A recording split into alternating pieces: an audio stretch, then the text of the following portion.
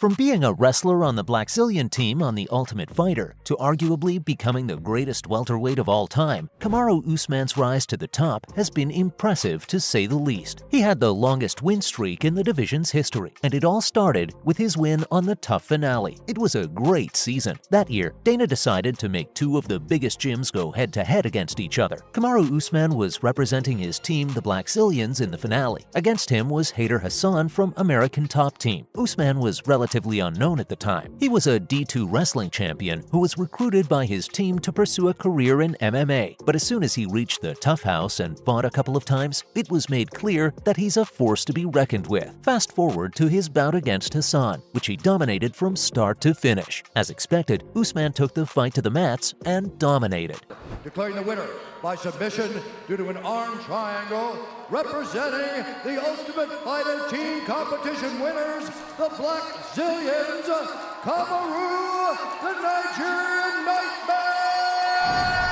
Eventually getting a submission via arm triangle, and just like that, a new UFC welterweight was added to the roster. But that was just the beginning. So far, he'd been taking on some good fighters, but when you're in the UFC, you fight nothing but the best, which was apparent in his next fight against the current UFC welterweight champ. That's right, in his second bout in the UFC, Usman took on Leon "Rocky" Edwards.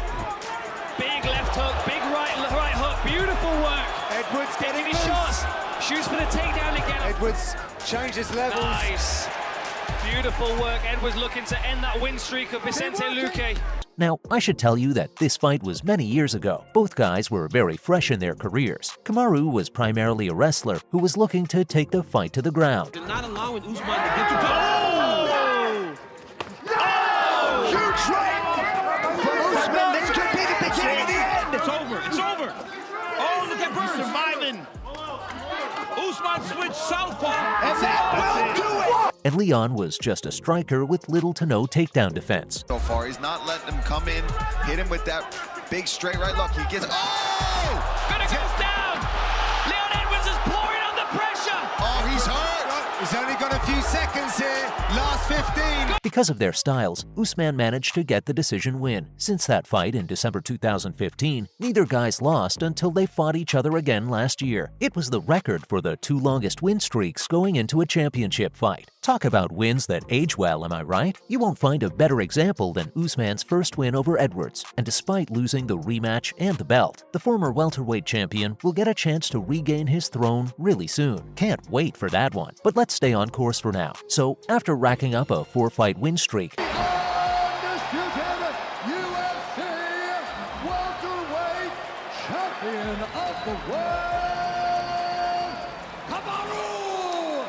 Usman was given his first TUF test in the UFC, where he took on Sean Strickland. Crazy psychopath Strickland, that is. The guy talks about murdering people inside the cage. Now, as over-the-top as his gimmick might be, Sean is actually an elite-level fighter. And in hindsight, this win might be even more impressive than beating Leon, because after this fight, Sean moved up a weight class and became a top 5 middleweight. Many people even thought he'd fight for the title until he got caught with a left hook of death. This was an important test for Usman, and it was the first time someone presented some resistance to his takedowns. Don't get me wrong, Kamaru still controlled the fight with his wrestling, but there were moments where he had to rely on his striking to press the taller guy against the cage. And let's just say some of the exchanges weren't the most aesthetically pleasing. Usman was a ranked welterweight afterward and had officially proved himself as a contender. The road to the top had officially begun, and people had started to take notice. But there was a roadblock on the way. You'd expect it to be in the form of a loss, but it came after the UD win over Emil Meek. If you've been around the sport of MMA for a while, you've probably heard of the infamous 30% line by Kamaru Usman. Let me give you a little backstory on this one. Usman faced Meek in a welterweight bout. The fight went the distance and Kamaru was given the decision, but the Nigerian Nightmare wasn't impressed by his performance. So, in his Octagon interview, he said this was only his 30%. And well, that comment didn't do him any favors. First of all, the fans weren't very happy to hear that. When you're dealing with MMA fans, you better not make any excuses after the fight. especially if you win. Usman's style wasn't the most fan-friendly to begin with. There weren't a lot of finishes, and it seemed like he was always playing it safe. Some might even say cruising his way to a decision. Dana White heard what Kamaru said as well, and let's just say he wasn't very happy. And although it was a ridiculous thing to say when you're getting booed out of the arena, nevertheless, after this fight, Kamaru had a 7-fight win streak in the division. Perhaps a title shot might have been closer had he gotten some finishes, but he knew if he kept winning, no one would be able to deny him. And he did just that when he beat two of Brazil's best. Right before getting the title shot, Kamaru had to fight Demian Maia and Rafael dos Anjos back-to-back. Maia is one of the best grapplers in UFC history. Puts that butterfly underneath the left knee.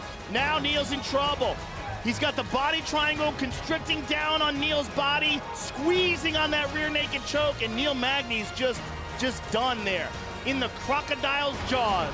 And Kamaru beat him in the stand-up. As for dos Anjos, he fought for the interim welterweight title after moving up. Usman dominated the former champion just like everyone else before him. After these two victories, Usman was on a 9-fight win streak, and there was no doubt that he'd be next for the long-reigning welterweight champion. The next fight was finally scheduled against Tyron Woodley, and for the first time in a long time, Kamaru was an underdog going into a fight. But he shocked the world and proved he was the best. For the winner by unanimous decision, and new UFC undisputed welterweight champion of the world.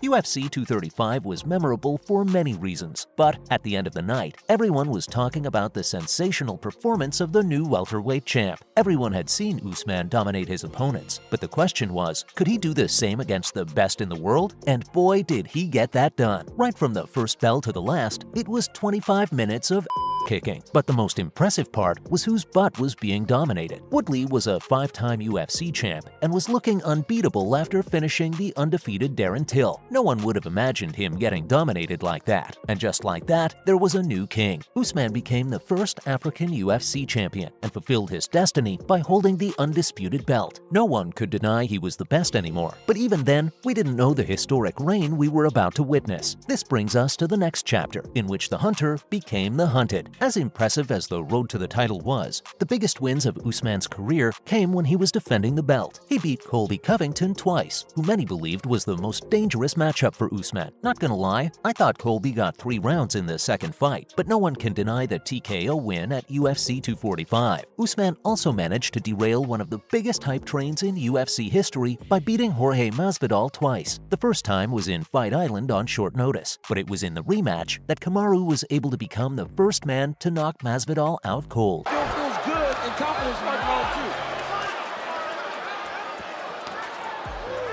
And of all the superlatives,